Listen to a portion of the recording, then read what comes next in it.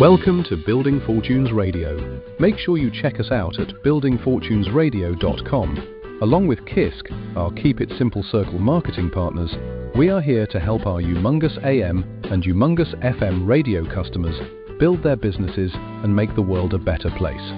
At Building Fortunes Radio, we know how much your business means to you and the people important to you. So join us to make the world a better place. Spread the word, tell a friend, and go make a difference in your world. Now on to our show with your host, Peter Mingils. Take it away, Peter. Hello, everyone. Peter Mingils here. You are listening to us on the Building Fortunes Radio Network. We are here every Wednesday night at 11 p.m.-ish, if you will, Eastern Time, which winds up being about 11 a.m. the next day on Thursday in Thailand, which is where Mr. Ray Gebauer is. And we are going to talk about whatever we're going to talk about on this radio show. We had a little bit of a late start. We're just kind of working through some stuff. And for those people that are wondering, we needed that inspiration to go get it going. And we are talking about the acronym FIRE, F-I-R-E. For those people that are listening in, Ray Gebauer has been super successful in a lot of different things, but one of them is in helping people to learn different things using acronyms. So we started a little bit of a pattern a year or so ago where he would come up with an acronym. We would do one radio show on each letter, actually 3 separate radio shows on each letter, and we're on the acronym FIRE, and he's doing something over there. I think he's building something as we speak, so I don't know what the hell he's doing over there. But Ray's moving around, and he is. We're going to talk about the first I in the word fire. We've done 3 of the F's, and we're back to this one over here, and he's been moving around still. And there's a little bit of a time delay from when I stop speaking and he starts, because he doesn't see it or he doesn't realize it, but I would notice it over here on my side, that because of the time delay, and we're on a little bit of a different situation now, where we're connected through the internet even further. So if it's a little bit awkward, it's only because we're just kind of stringing this together, making sure we could do a radio show for you guys tonight on the Building Fortunes Radio Network. So Mr. Ray Gebauer, thanks for being here on your own radio show. Thank you, Peter. Yes, I'm really happy to be here, and always enjoy hearing that one line in your introduction, that we're here to make the world a better place. That's it. And not just in general, though that's true, but also you got to take this personally. Make your world a better place. And so that's why Peter does what he does. That's why I do what I do. Because we want to be a positive, hopefully extraordinary contribution to making your world a better place. Because I really believe the rest of your life can be the best of your life. Not automatically. You got to do certain things, of course. But, it's a good possibility and high probability if you do enough of the right things. I've done a lot of acronyms, which I like because it's easier to remember things. It makes them more interesting, too. It makes it easier for me to remember. I use acronyms personally every day. Just my own sanity and personal growth and keeping things on track. And I was thinking this morning, I really like this acronym FIRE. It's like, I think about, well, you want to be on fire, not in a negative way, like they burn you at the stake, but in a positive way, you're being highly motivated. I think it's Richard Brooke wrote a great book that I read like 30 years ago, Mach 2 with Your Hair on Fire.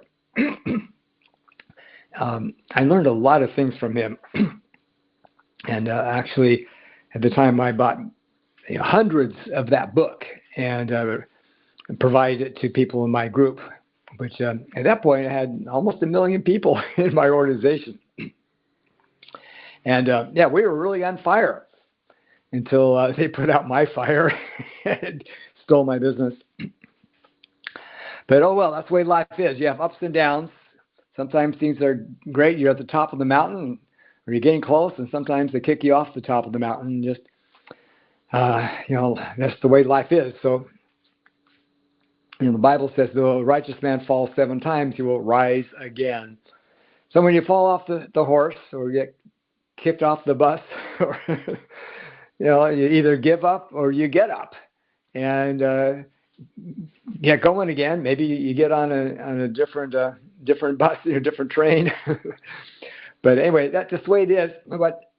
And one of the most useful phrases I've used myself thousands of times is, what doesn't kill me will make me stronger. So that's a really healthy perspective to think that way.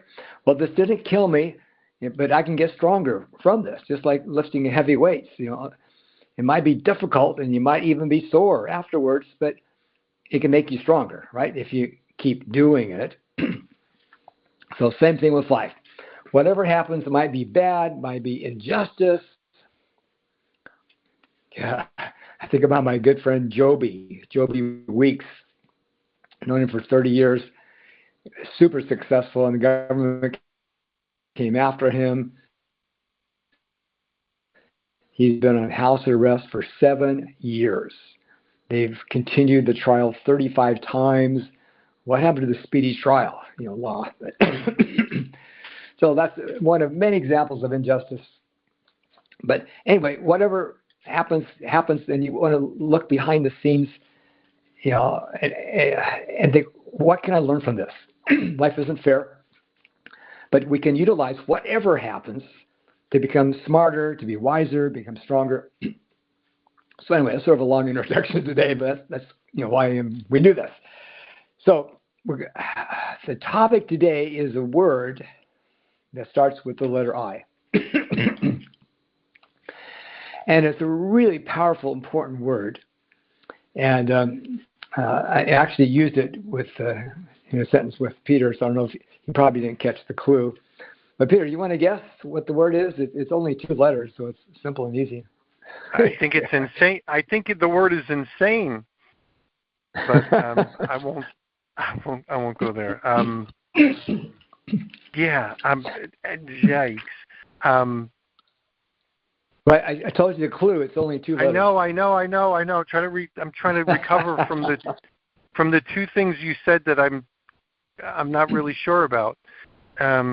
Injustice. Yeah, I think that's more than 2 letters, but. Well, injustice is one word. Injustice is one word that begins with I. Yeah, but the word for today is only 2 letters. Oh, only 2 letters. Yeah. Crap. I'm not sure. It's not in. It's not in. There's not too many 2-letter words that begin with I. I'm at a loss. Okay, well, it's okay. You can't always hit a home run. That's right. Sometimes you strike out. I'm still reeling. I'd love to hear your not to be distracting. I'd love to hear your Joby Weeks story. Oh, okay. It is a fascinating story of our legal system. So it is a very fascinating story. But anyway, so go ahead. Yeah, talk about injustice. I've had my unfair share of injustice myself, and most people have. It's just the way life is. Some people are really good, some people are really bad. There's corruption in every government, and particularly certain agencies. But we'll go into that some other time, I guess. Sorry. Okay, so the word for today. Actually, I was going to tell a story first. God, I forgot what the story was going to be. I didn't make any notes this time. Okay, so the word is if, I-F. And this can be a powerful word, and it can either really hurt you or help you, depending on how you use it. Sorry, what's wrong with my throat today? I have to get some water, I guess. So I like to keep down to 3 points. This is easier to remember. Water's good. So the first point is the dark side or the dangerous side of using the word if in two different ways, actually. So the first way is, let me put it this way. When we use if in reference to the future, which usually it is, and if we're focused on negative possibilities, which we got to give that some attention. I mean, just for survival, we got to look at negative possibilities. If you don't want to be making too many mistakes, you know. But the big problem is overdoing it and putting too much attention on the negative possibilities. Well, and we call it worry or anxiety. Anxiety and worry comes from if. Well, if I lose my job, I could lose my house. I might lose my wife, you know.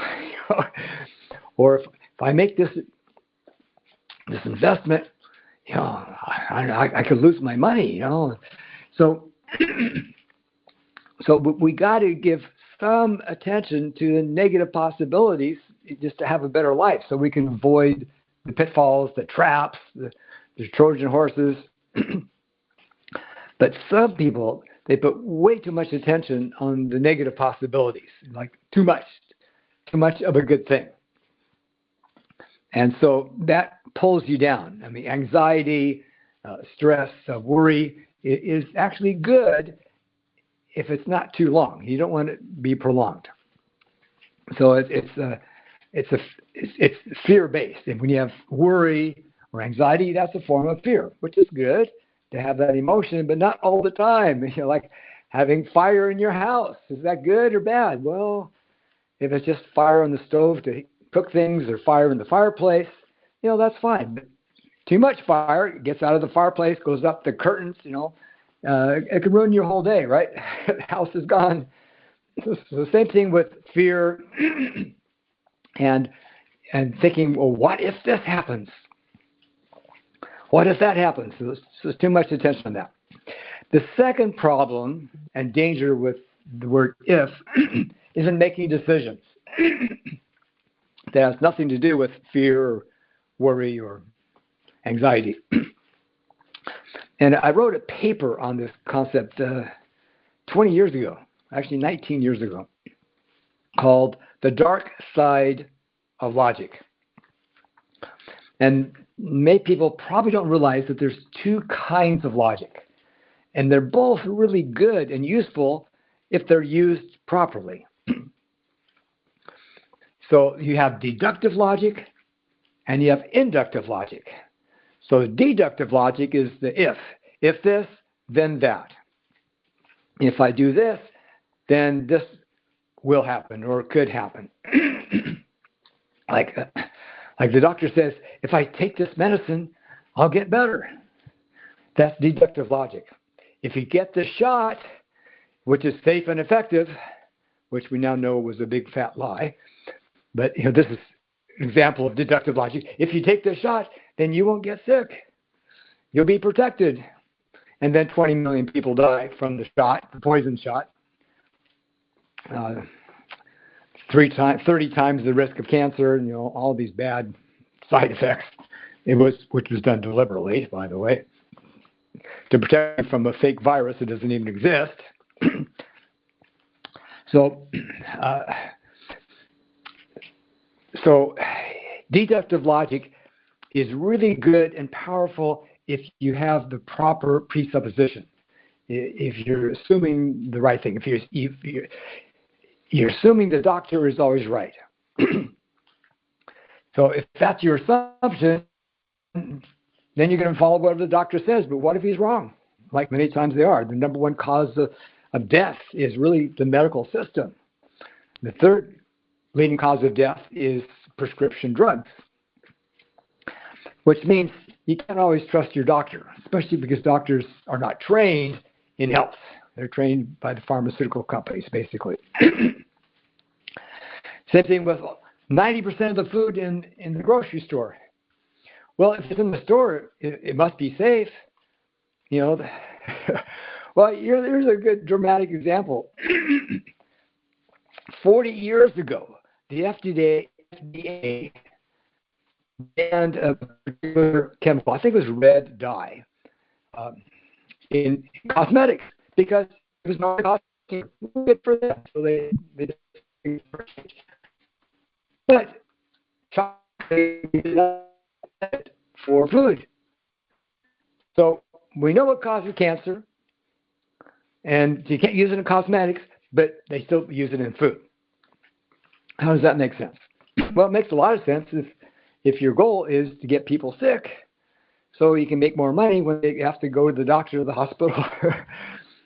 So the example is deductive logic is if the doctors are more knowledgeable than I am, then I can trust them. If they say it's safe and effective, or if it's in the store, or if the FDA approves it, like many drugs they've approved, and then later they withdrew it after thousands of people died from the drug. So deductive logic is assuming something based on either social proof or authority. You know, it can really hurt you. Another good example are a lot of these crypto trading scams that sound good. Oh, you make 2% a day, 3% a day, 5% a day, and if you believe that, and 99% of them are all Ponzi schemes. But deductive logic is, well, this makes sense. You know, I know it sounds too good to be true, but this makes sense. People are making all these withdrawals. I read it in the Telegram group. Everyone's happy with this company, no problems. And you assume that's all authentic when all those reviews could be all fake. But you assume they're true. So if all these people said this, it must be okay. Well, maybe the people weren't saying it. It's just all fake. You know, so one of my favorite verses in the Bible is 7:24 in John 7:24. It says, and people like to quote a similar verse that says, "Do not judge, lest you be judged."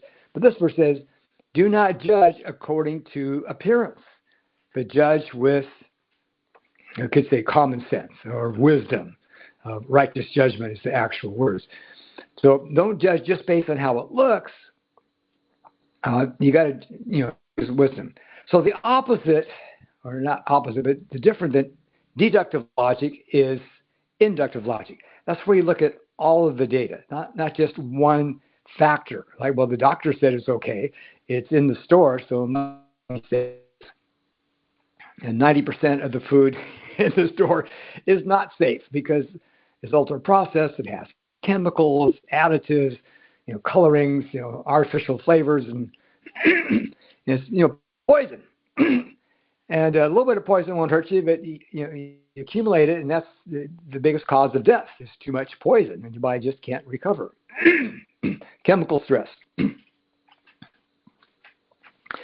So I remember about 30 years ago, I did a study because there's a common belief among, I guess, particularly Christians, that we have a sin nature, and that the heart is bad, the heart is evil, and you can point at a couple verses that would support that idea.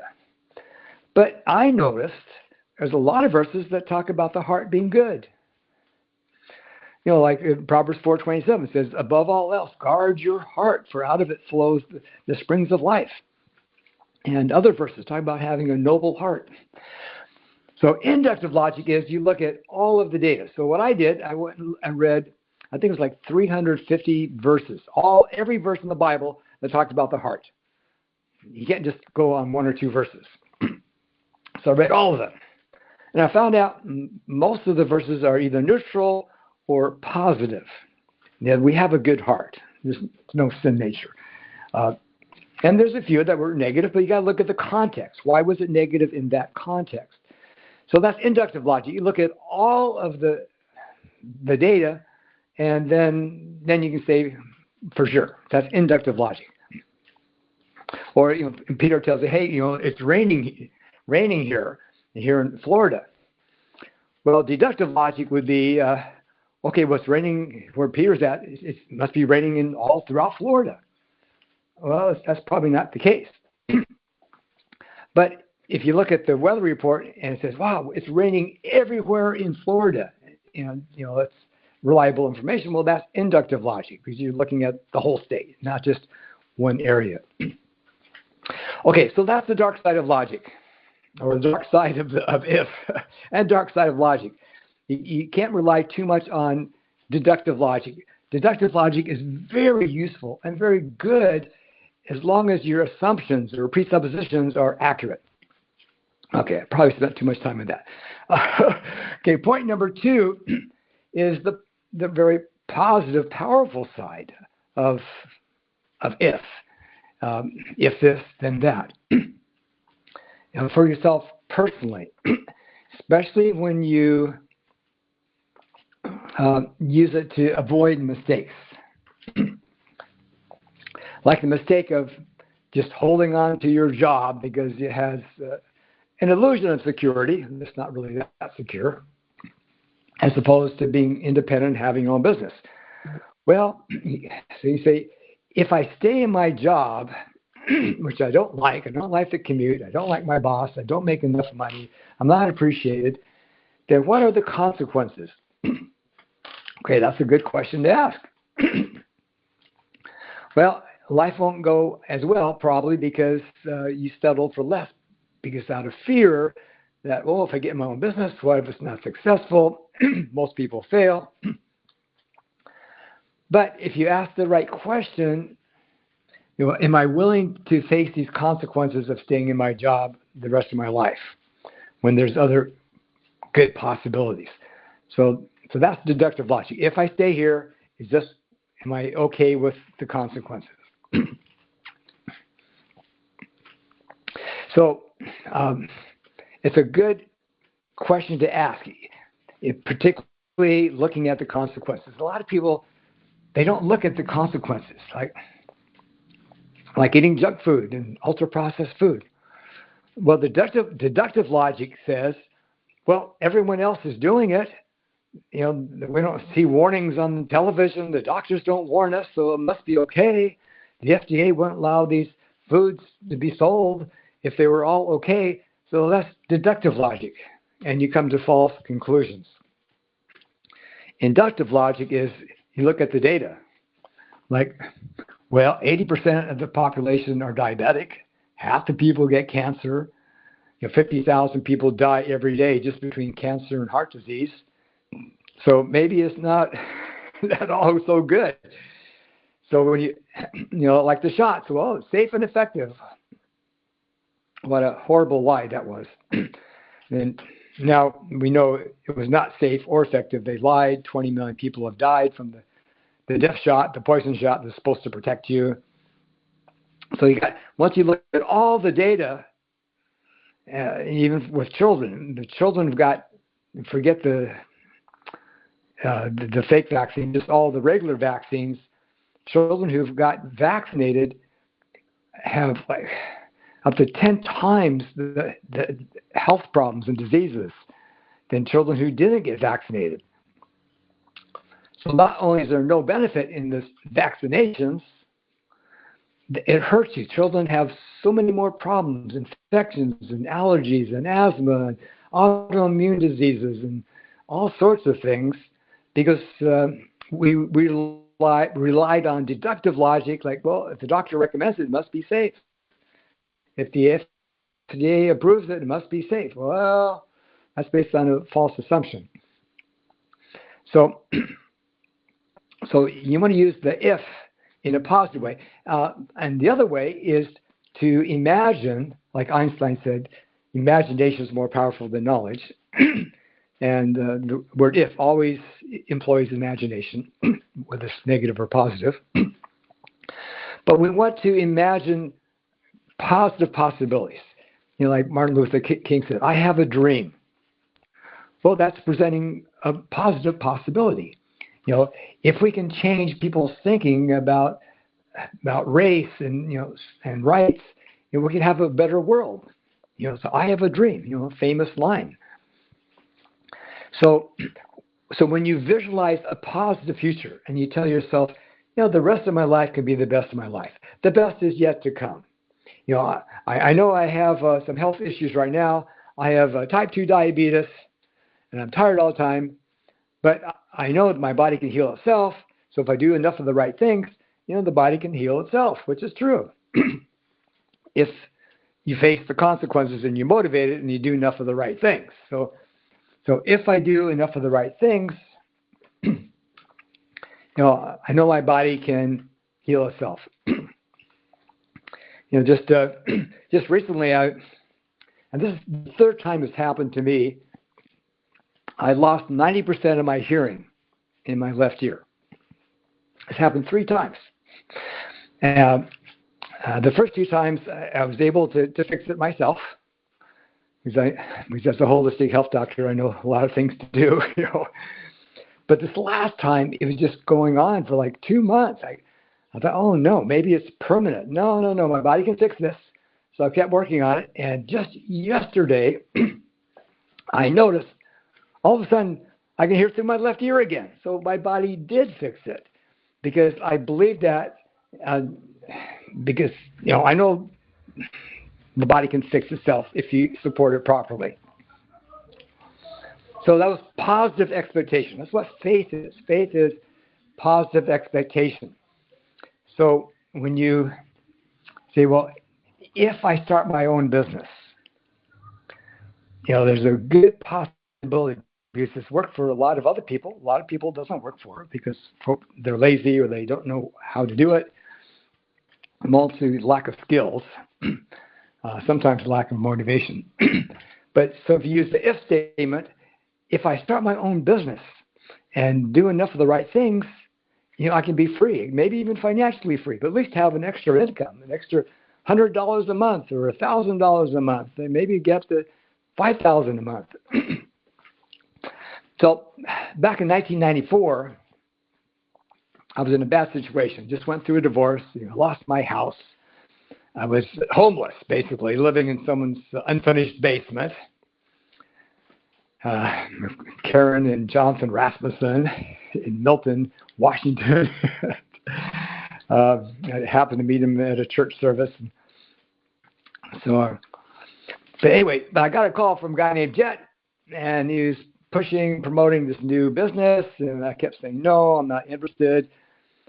But he finally convinced me. So I thought, well, if I could just get up to $5,000 a month. I mean, he's talking about making $100,000 a month. So I said, okay, that sounds good. But really, I was thinking, if I could just get up to $5,000 a month, that would be good, really great. So based on that if possibility, that positive possibility, I went for it. Working 80 hours a week, and it turned out really well. And in less than 6 months, I surpassed the $5,000 a month. I think it was about 4 months. And I'm like, wow. I was shooting for something bigger, but I really wanted at least the $5,000. At 6 months, I was making $10,000 a month, and by the end of the year, I was making $30,000 a month, because I had a good positive if statement. If I do this, this is a good possibility if you do the right things. And so the right if statements, positive possibilities, can empower you. When you have your clarity with goals, your goals can be a point of embarrassment, or it can be a point of empowerment. And usually they're empowering, at least initially, but if you keep doing the right thing long enough, the goals are very powerful, because you say, well, so if I do this, and if I stay with it, if I'm consistent, if I read, say, the Big Al books on developing skills of what to say, how to develop trust and rapport, and how to start a conversation, how to give people options, and how to close, and and listen to personal development, like whether it's me or Tony Robbins or Jim Rohn. He was my favorite. That made the biggest difference for me. If you get enough mentoring or coaching, maybe even hire a coach, which I've done multiple times. So if you do enough of the right things, it can work out really well.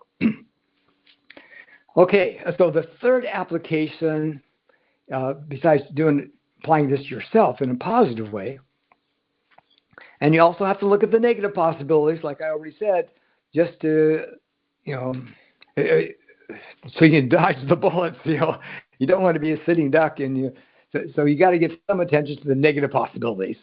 Not too much. You don't want to be stuck in worry or fear all the time. But you want to focus on the positive possibilities, the positive expectations. So that's if. If I do this, this could happen. Now, the third application is, how do you help people with this if concept, with deductive logic particularly? One way is help them to face the reality of the consequences, which I sort of already mentioned this. But by asking the right questions, you can sort of be disturbing in a positive way. Get them to face the truth that, are you really okay with staying with your job in the next 20 years? Are you okay with the consequences of being stuck in something you don't like? So if you stay in your job, are you okay with the outcome? If you keep all your money in the bank, which may not be much, and you're making 1% a year, are you okay with that when maybe you could be making 1% a month, or invest in real estate, or some legitimate investment? I remember the story I was going to give you.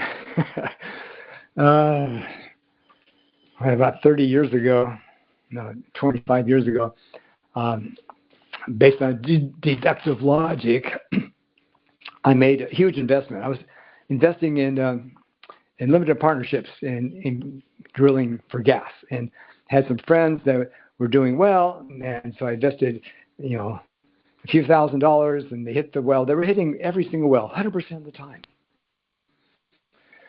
So finally, I got enough confidence. I thought, well, I'm going to just really take advantage of this because they have a 100% track record. So I borrowed $600,000 on my house and invested in these gas wells. And based on deductive logic, look at the factors I looked at, it looked pretty sure. I guess I'm a risk taker sometimes too much. Well, it didn't work out. They went bankrupt, and I still don't know why. Because deductive logic can be dangerous. I didn't have enough of I had some inductive data, but evidently not enough. And there's always risk to everything. I think as Jim Rohn said, life is risky. No one gets out alive. So you got to take risks, but you got to have to be measured risk, calculated risk. And sometimes, still doesn't work out, no matter how careful you are. But you don't want to play it so safe that you never take any risk. And like someone's working at McDonald's, well, if I quit McDonald's, what if I can't get another job? Well, that's a risk. Well, worth taking. So if you want to help other people, empower them, you want to ask those if questions. If you keep doing what you're doing, you'll probably keep getting what you're getting. Is that what you really want? If you keep eating junk food and not getting enough exercise, not getting enough sleep, it's not going to end well. Are you okay with that?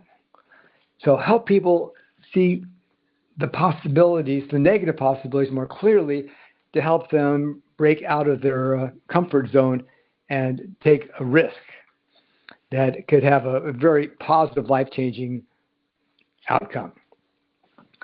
And then help people to dream again.